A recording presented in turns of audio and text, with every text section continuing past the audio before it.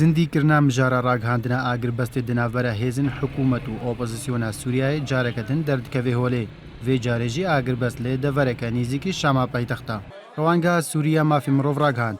Biryare îro pênşemê agiribest li Gota Rojhilat di navbera hikûmeta Sûriya û opozisyonê de bê ragihandin. Herûha diyar kir godê agiribest bo dema çend demijmêra bê ragihandin.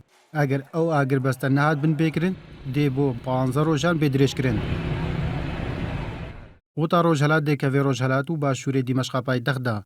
Bajarê Dûma wek senterê Gota Rojhilat tê naskirin û niha dibin kontrola Cêşil Îslam de ya. û sala 2013 çekên kîmyawî dijî Gota Rojhilat hat beqeranîn bo sedema mirina nêzîkî 1400 kesan. Herçend de her du aliyan hikûmet û opozisyonê ragihandina agiribestê te kes nekirine, lê ev ne careyekê ye agiribest di navbera wan de tê ragihandin. Dê meha neha îsal de Tirkiye û Îran û bi serpirêştiya NATOyê yên yekbûyî li hevkirinek imza kirin derbarê ragihandina agiribest li sê bajarokên Sûriyayê.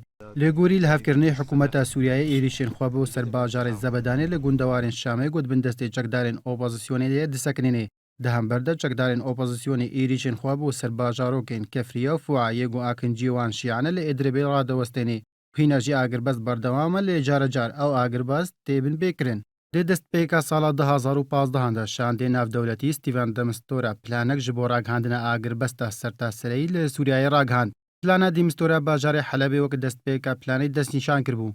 Lê piştî çend hevdîtinan digel opozisyon û hikûmeta Sûriyayê de de Mistura şikistina plana agiribestê li Helebê ragihand.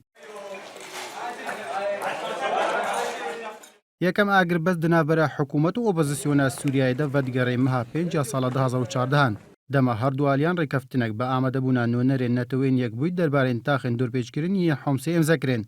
Li gorî wê rêkeftinê artêşa Sûriyayê rê lêber çekdarên opozisyonê vedika. Ji bo ji Homsê derkevin di hember de çekdarên opozisyonê çekên xwe yên giran radestî hikûmetê dikin. Awayên agiribestê di heyama 4 salên krîza Sûriyayê de pir bûn.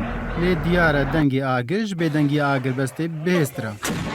İbrahim Adem, NRT